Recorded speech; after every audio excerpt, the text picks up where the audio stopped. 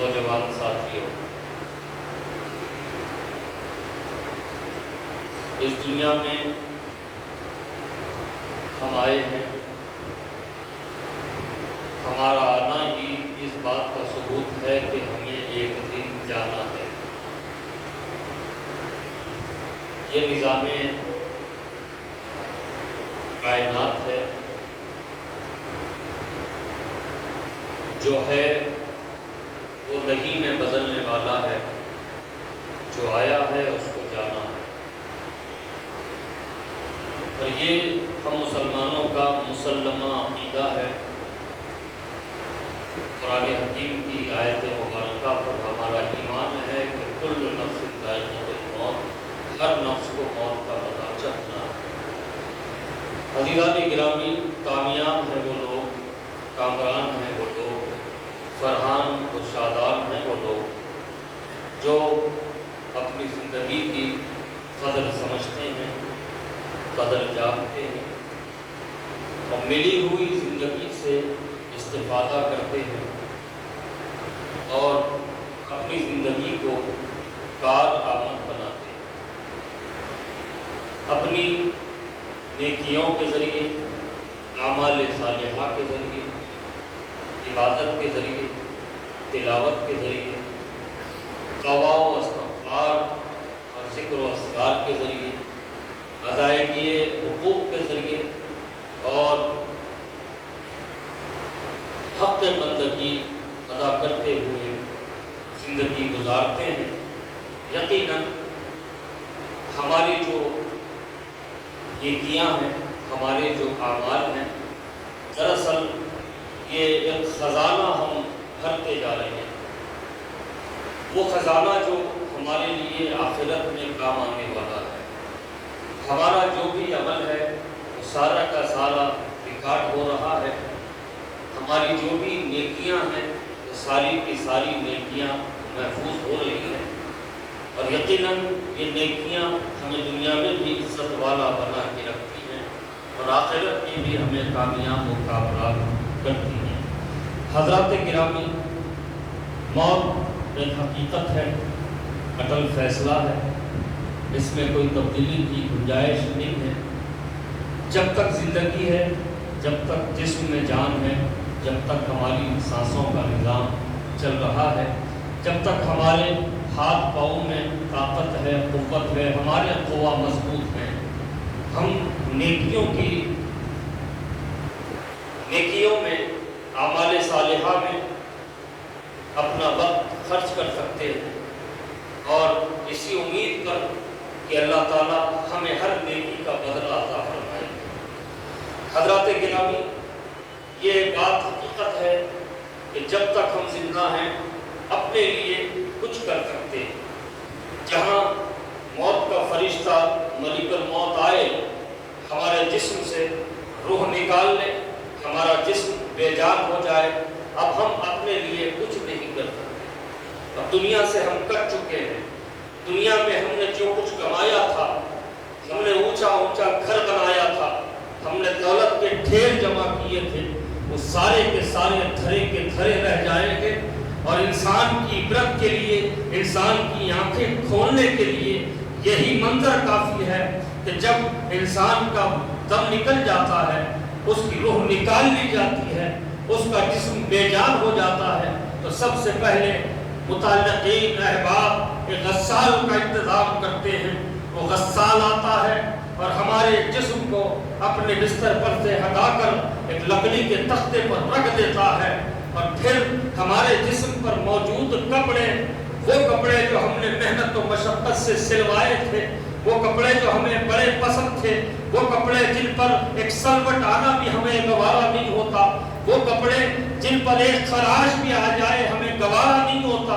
وہ کپڑے سلیقے سے ہمارے جسم کے ساتھ اتارے نہیں جاتے، ہمارے جسم سے تہ بتہ کے کپڑے اتارے نہیں جاتے، بلکہ ہمارے لیے یہ عبرت کے لیے کافی ہے کہ ان کپڑوں کو ہمارے جسم سے پھاڑ کر الگ کر دیا جاتا ہے۔ ہمارے جسم سے ان کپڑوں کو پھاڑ کر دنیا کو یہ سبق دیا جاتا ہے کہ دیکھو اب تمہارا اس دنیا سے کوئی تعلق نہیں رہا اور دنیا کی چیزوں سے بھی تمہارا کوئی تعلق نہیں رہا، اس لیے تمہارے جسم سے کپڑوں کو پھاڑ کے علیحدہ کیا جا رہا ہے تاکہ تمہیں اس حقیقت سے واقفیت ہو جائے کہ اس دنیا میں تمہارا کچھ نہیں ہے۔ عزیزان گرامی، حضرات گرامی، موت ایک اٹل حقیقت ہے، یاد رکھیے۔ لیکن ہم ایسے دین اسلام کے ماننے والے ہیں جس کی تعلیمات بندے کو صرف دنیا ہی میں اچھا نہیں رکھتی بلکہ آخرت میں اچھا رہنے کے راستے اور ذرائع بتا دیا کرتی ہیں۔ یہ تعلیمات ہم کو ان راستوں پر چلایا کرتی ہے جس کی وجہ سے ہماری آخرت سجتی سنورتی ہے۔ لیکن یاد رکھو عزیزو، ہم دنیا سے گئے، سارے معاملات ہمارے ختم ہو گئے، اب ہم اپنے لیے کچھ نہیں کرتے، لیکن ہم اسلام کے ماننے والے ہیں۔ یہ دین اسلام کی خوبی ہے، یہ دین اسلام کی خصوصیت ہے کہ بندہ کسی بھی حال میں ہو، اللہ کی رحمت سے دین اسلام کی تعلیمات اسے محروم ہونے نہیں دیتی۔ ایک شکل بن جاتی ہے ایصال ثواب۔ انسان دنیا سے چلا گیا، اب اس کے ہاتھ میں کچھ نہیں رہا، اب کوئی وہ ایسا نہیں ہے۔ اور یاد رکھیے، موت آتی ہے در حقیقت بندے کی آنکھوں کو کھول دیتی ہے، بندے کو سچا اور جھوٹا، اچھا برا، ظلمت روشنی، سارے کے سارے اس کے سامنے واضح ہو جاتے ہیں۔ کوئی چیز اس سے چھپی ہوئی نہیں ہوتی۔ بظاہر اس کا جسم بے جان پڑا ہوتا ہے، لیکن اس کی آنکھیں دیکھ رہی ہوتی ہیں، اس کے کان سن رہے ہوتے ہیں، اس کے پاس کون کون آ رہا ہے وہ اپنی آنکھوں سے دیکھ رہا ہوتا ہے، اس کے بارے میں کیا باتیں ہو رہی ہیں اپنے کانوں سے وہ سنا کرتا ہے۔ لیکن عزیزان گرامی، نہ وہ روک سکتا ہے، نہ کسی کو سمجھا سکتا ہے، نہ کسی بات کی وہ تردید کرتا ہے۔ اسی لیے تو میرے آقا صلی اللہ علیہ وآلہ وسلم کا ارشاد مبارک ہے، جب کسی کی موت واقع ہو جائے تو اسے اچھے نام سے، اچھے کام سے یاد کیا کرو، اس کی اچھی باتوں کو یاد کیا کرو۔ اگر تم نے بری باتیں اس کے متعلق کی ہیں تو وہ بے چین بے قرار ہو جائے گا، کیونکہ وہ نہ تمہارا جواب دے سکتا ہے، نہ تمہاری باتوں کی تردید کر سکتا ہے، اور یقیناً اس کا دل دکھے گا اور اللہ تعالیٰ کی بارگاہ میں عرض کرے گا، مولا آج میں دنیا سے رشتہ ناتا توڑ چکا ہوں، لیکن یہ لوگ میرے برے کاموں سے مجھے یاد کر کے مجھے اس عالم میں بھی شرمندہ کر رہے ہیں۔ تو میرے آقا صلی اللہ علیہ وسلم کا یہ فرمان ہے کہ اپنے مردوں کے تعلق سے اچھی باتیں کیا کرو۔ عزیزان گرامی، دنیا سے انسان کا رشتہ ناتا ختم ہو گیا، اب ایک صورت جو اس کو فائدہ پہنچانے والی ہوتی ہے وہ ایصال ثواب ہوتا ہے۔ میں اسی موضوع پر آپ حضرات کے درمیان کچھ گفتگو کروں گا، کیونکہ اتوار کے روز شب برات ہے، اور شب برات میں ہم اپنے مردوں کو، اپنے لواحقین کو، اپنے مرحومین کو ایصال ثواب کرتے ہیں۔ اسی کے حوالے سے میں آپ حضرات کی خدمت میں چند باتیں گوشہ گزار کروں گا۔ حضرات گرامی، اسلام کا، اہل اسلام کا یہ متفقہ عقیدہ ہے کہ ایصال ثواب ہو سکتا ہے۔ ایصال ثواب صرف مردوں کے لیے نہیں ہوتا بلکہ ایصال ثواب زندوں کے لیے بھی ہوتا ہے، اور بدنی عبادت، مالی معاملات، کسی کو کھانا کھلانا، کسی کو پانی پلانا، کسی کو کپڑا پہنانا، کسی بے گھر کو چھت دے دینا، اور کسی مظلوم کا سہارا بن جانا، کسی مصیبت زدہ کی مصیبتوں کو دور کرنا، یہ ایصال ثواب کی شکلیں ہوتی ہیں۔ حضرات گرامی، اس سے انکار نہیں کیا جا سکتا، اور یہ اہل سنت والجماعت کا متفقہ عقیدہ ہے کہ ایصال ثواب حق ہے۔ مرحومین کے لیے ایصال ثواب کیا جا سکتا، صرف مرحومین کے لیے نہیں بلکہ زندوں کے لیے بھی ایصال ثواب کیا جا سکتا ہے۔ ایصال ثواب کی مختلف صورتیں ہیں۔ حضرات گرامی، ایصال ثواب سے نہ انکار کیا جا سکتا ہے، نہ ایصال ثواب سے بچا جا سکتا ہے۔ جب انسان کا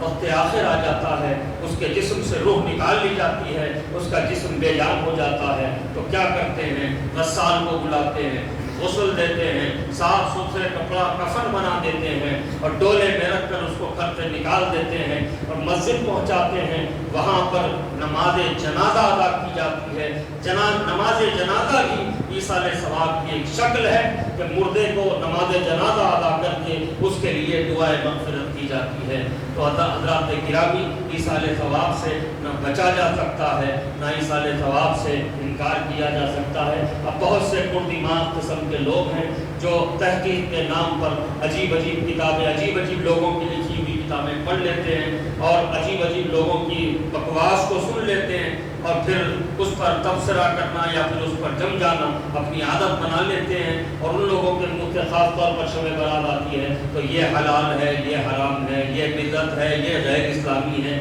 حضرات گرامی، ایصال ثواب بھی انہی اعمال میں سے ہے، انہی افعال میں سے ہے جس کا اس موقع پر خاص طور پر انکار کیا جاتا ہے۔ حضرات گرامی، ایصال ثواب سے انکار ممکن نہیں ہے۔ حضور پاک صلی اللہ علیہ وسلم نے بھی ایصال ثواب کیا ہے، اہل بیت اطہار نے بھی ایصال ثواب کیا ہے، اصحاب کرام نے بھی ایصال ثواب کیا ہے، اور 1400 سال سے اہل سنت والجماعت کے بزرگ اکابر ایصال ثواب کرتے آئے ہیں، اور ایصال ثواب کے لیے بے شمار دلائل موجود ہیں۔ حضرات گرامی، حضرت حضور پاک صلی اللہ علیہ وآلہ وسلم کی خدمت عالی میں ایک صحابی ہے حضرت سعد، وہ حاضر ہوتے ہیں، عرض کرتے ہیں یا رسول اللہ، میری والدہ کا انتقال ہو گیا، میں اپنی والدہ کے لیے کچھ کرنا چاہتا ہوں، اپنی والدہ کو فائدہ پہنچانے کے لیے میں کچھ کرنا چاہتا ہوں۔ حضور پاک صلی اللہ علیہ وآلہ وسلم نے فرمایا کیوں نہیں، ان کے لیے کچھ بھی کر سکتے ہو۔ تو عرض کیا یا رسول اللہ میں کیا کروں؟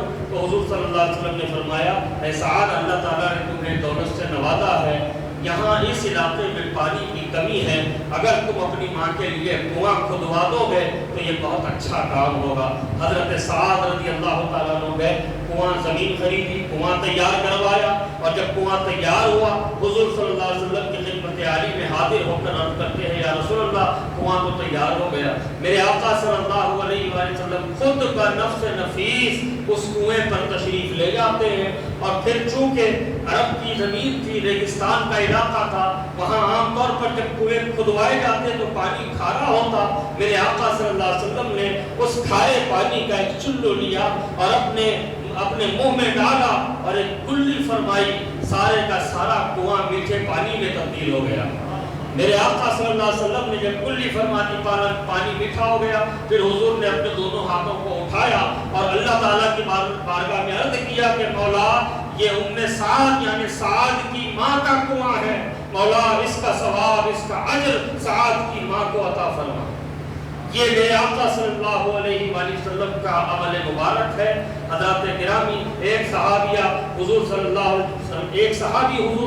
وسلم کی خدمت میں حاضر ہوتے ہیں، عرض کرتے ہیں یا رسول اللہ، میری والدہ انتقال کر گئی یا پھر میرے والد انتقال کر گئے، کیا میں ان کے لیے کچھ کر سکتا ہوں؟ کیا ان کے لیے میں نماز پڑھ سکتا ہوں؟ ان کے لیے میں روزہ رکھ سکتا ہوں؟ ان کے لیے میں حج کر سکتا ہوں؟ کیا ان کے لیے نیکیاں کر سکتا ہوں؟ میرے آقا صلی اللہ علیہ وسلم نے فرمایا کیوں نہیں، ان کے لیے بھی نیکیوں کر سکتے ہو، اس کا ثواب اس کو بھی پہنچا سکتے ہو۔ حضرت عبداللہ ابن عمر رضی اللہ تعالیٰ عنہ بڑی پیاری روایت فرماتے ہیں حضور صلی اللہ علیہ وآلہ وسلم نے ارشاد فرمایا کہ جب کوئی اپنے والدین کو کوئی ایصال ثواب کرتا ہے تو وہ جو ایصال ثواب ہوتا ہے، جس انداز میں بھی وہ ایصال ثواب ہو رہا ہے، وہ اس کے والدین کو بھی پہنچتا ہے، اور اللہ تعالیٰ ایصال ثواب کرنے والے کو بھی کمی نہیں فرمائے گا۔ مثال کے طور پر ایک آدمی کو کھانا کسی نے کھلایا اور کھلا کے اس نے نیت کر لی کہ میں اپنے والدین کو اس بھوکے کا پیٹ بھرنے کا ثواب عطا کر رہا ہوں، تو یقیناً اس کا ثواب اس کے ماں باپ کو بھی ملے گا، اور وہ جو ایک آدمی کا پیٹ آپ نے بھرا ہے اتنا اس کا جو ثواب ہے جو ماں باپ کو مل رہا ہے اس کے برابر ثواب آپ کے لیے بھی محفوظ ہو جائے گا۔ حضرات گرامی، ایصال ثواب کا یہ معاملہ ہے۔ حضرت امام قشیری رضی اللہ تعالیٰ عنہ ایک بزرگ کا خواب نقل فرماتے ہیں کہ انہوں نے اپنے خواب میں حضرت رابعہ بصریہ رضی اللہ تعالیٰ عنہ کو دیکھا، اور دیکھ کر انہوں نے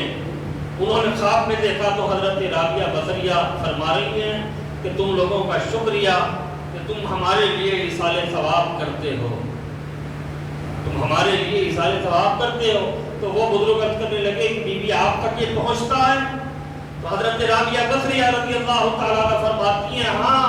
نور کے طباق میں، نور کی شکل میں اور نور کا غلاف اڑے ہوئے وہ ہم تک پہنچتا ہے، جس کو دیکھ کر ہم راحت محسوس کرتے ہیں۔ اور ایک روایت یہ بھی ہے کہ حضور پاک صلی اللہ علیہ وسلم نے یہ بھی ارشاد فرمایا کہ عرض کیا گیا یا رسول اللہ کیا ہم جو ایصال ثواب کرتے ہیں وہ ہمارے مرحومین کو پہنچتا ہے؟ تو میرے آقا صلی اللہ علیہ وسلم نے فرمایا ہاں پہنچتا ہے، اور جس طرح کوئی تم کو کوئی تحفہ دے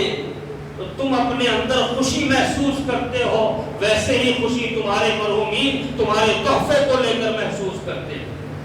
حضرات گرامی یہ ایصال ثواب ہے، بے شمار روایات، بے شمار دلائل اس پر موجود ہیں کہ ایصال ثواب حق ہے۔ حضرات گرامی ایصال ثواب میں کبھی کوئی کمی نہیں ہونی چاہیے، کیونکہ یہ بھی میرے آقا صلی اللہ علیہ وسلم کا فرمان ہے کہ جب کوئی بندہ کسی بندہ مومن کے لیے دعا کرتا ہے تو اللہ تعالیٰ اس سے اس قدر راضی ہوتا ہے کہ ایک فرشتے کو اس بات کا حکم دیتا ہے کہ اس بندے کے لیے بھی وہی دعا کرو جو اس نے اپنے مومن بھائی کے لیے دعا کی ہے۔ تو دعاؤں میں کبھی کوئی کمی نہیں آنی چاہیے۔ دعا دینا کچھ خرچ نہیں ہوتا، عقیدہ نہیں کرنا، زبان سے کہہ دیا، خرچہ کچھ نہیں ہے، اس کا فائدہ سامنے والے کو بھی پہنچتا ہے۔ اور خاص طور پر شب برات ہے، شب برات کے موقع پر زیارت قبور یہ مصنون ہے۔ میرے آقا صلی اللہ علیہ وسلم نے زیارت قبور فرمائی ہے، زیارت قبور کرنی چاہیے۔ حضرت ایک بزرگ ہیں حضرت مکی رحمت اللہ علیہ، وہ بیان کرتے ہیں کہ میں مکہ معظمہ میں حاضر تھا اور جنت المعلیٰ کے قریب میں سو گیا، تو میں خواب میں کیا دیکھتا ہوں کہ تمام اہل قبور اپنی قبروں سے نکلے ہوئے ہیں اور حلقے بنے ہوئے ہیں ان کے، اور ان کے درمیان کوئی چیز تقسیم ہو رہی ہے۔ عزیزان گرامی کیسا ہلکا پھلکا عمل ہے اور اس کے فوائد کتنے ہیں وہ آپ دیکھیں۔ فرماتے ہیں کہ لوگوں کو میں نے قبروں سے نکلا دیکھا تو میں پوچھنے لگا ان سے کیا قیامت آ گئی کہ سارے کے سارے اپنی قبروں سے نکل پڑے؟ کسی نے جواب دیا نہیں، قیامت نہیں آئی، بلکہ اس قبرستان سے گزرتے ہوئے کسی شخص نے ایک مرتبہ سورہ اخلاص پڑھ کر ایصال ثواب کیا، اور اس کے اجر، اس کے ثواب کو ہم ایک سال سے آپس میں تقسیم کر رہے ہیں۔ ایک مرتبہ سورہ اخلاص، عزیزان گرامی یہ بھی روایات میں موجود ہے۔ حضرت ابو ہریرہ رضی اللہ تعالیٰ عنہ اس کی راوی فرماتے ہیں کہ جو بندہ قبرستان میں جائے اور ایک مرتبہ سورہ فاتحہ اور ایک مرتبہ سورہ اخلاص اور ایک مرتبہ سورہ تکاثر پڑھ لے، اللہ تعالیٰ سارے اہل قبور کی مغفرت فرما دیتا ہے، اور سارے کے سارے مل کر قیامت میں اللہ کی بارگاہ میں پڑھنے والے کی سفارش کریں گے کہ مولا اس کی وجہ سے ہمیں راحت ملی تھی، اپنا کرم فرما اور اس کو بخش دے۔ عزیزان گرامی اتنے ثواب ہیں، اتنے اجر کے معاملے ہیں ایصال ثواب کے، تو ایصال ثواب میں کوئی کمی نہ کریں۔ اپنے مرحومین کو دراصل وہ ان کو پہنچانا ہے، حقیقت میں اپنے لیے آخرت کے لیے جمع کر لینا ہے۔ صورت کوئی بھی ہو سکتی ہے، چلتے چلتے آپ کسی بھوکے کی مدد کر دو، کسی پریشان حال کی مدد کر دو،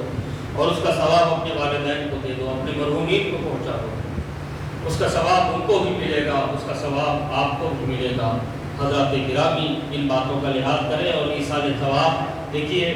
یہ نفلی کام ہے، نماز فرض ہے، مسجد میں آ کر آپ کو صف کے ساتھ، جماعت کے ساتھ صف میں ٹھہر کر نماز ادا کرنی ہے، لیکن نفلی معاملات جو ہوتے ہیں وہ اس طرح ادا کرے کہ ایک ہاتھ سے ادا ہو تو دوسرے ہاتھ کو پتہ نہ چلے۔ لیکن آج ماحول بدل گیا، کام کچھ بھی ہو، اچھے سے اچھے کام کو بگاڑ لینا ہماری عادت بن چکی ہے۔ کسی کو 10 روپے 15 روپے 20 روپے کی بھی مدد کر رہے ہیں تو اس کے لیے فوٹو لینی ہمارے لیے لازمی ہو گئی، سوشل میڈیا کے حوالے کرنا ہمارے لیے ضروری ہو گیا۔ عزیزان گرامی، یہ نفلی معاملات ہیں، اس کو جتنا چھپا کے کیا جائے اتنے ہی یہ کام ہمیں فائدہ پہنچا سکتے ہیں۔ نہیں، اس میں دکھاوا آ گیا لوگوں کو۔ بعض لوگ کہتے ہیں کہ بھئی ہم لوگوں نے ہم پہ بھروسہ کیا اور ہم کو کہا کہ یہ لوگوں تک پہنچا دیں، تو ہم اپنے آپ کو امین بتانے کے لیے یہ فوٹو لے کے وائرل کرتے ہیں کہ بھئی آپ کا پیسہ لوگوں تک پہنچا ہے، مستحقین تک پہنچا ہے۔ عزیزان گرامی، اس طرح کی حرکتیں مسلمانوں کو زیبا نہیں دیتی، اس طرح کی حرکتیں مسلمانوں کو زیبا نہیں دیتی۔ اور یاد رکھو، ہمارا جو بھی عمل ہے وہ اللہ تعالیٰ کی بارگاہ میں محفوظ ہو رہا ہے، لیکن عمل کے ساتھ جو چیز سب سے زیادہ اہمیت کے ساتھ جو چیز چمٹی ہوئی ہے وہ ہماری نیت ہے، وہ ہمارا اخلاص ہے۔ اگر نیت میں کمی آ گئی، اخلاص ادھر کا ادھر ہو گیا، تو پھر وہ عمل تو ہوگا لیکن اس کا فائدہ ہمیں دنیا میں بھی نہیں مل سکتا، آخرت میں بھی نہیں مل سکتا۔ حضرات گرامی، اس بات کا لحاظ کریں کہ جو چیز چھپا کر کرنے کی ہے، جو کام چھپا کر کرنے کا ہے وہ چھپا کر کیا جائے، اور جو دکھا کر کرنا ہے وہ دکھا کر کیا جائے۔ مسجدوں کو آباد رکھیے، مسجدوں کو آباد رکھیے، نمازوں کی پابندی کیجیے۔ حضرات گرامی، اتوار کے روز شب برات ہے، اپنے اپنے متعلقین مرحومین جہاں پر بھی دفن ہیں وہاں ان کے قبور کی زیارت کو جائیے، ان کے لیے ایصال ثواب کیجیے۔ اور ایک روایت غالباً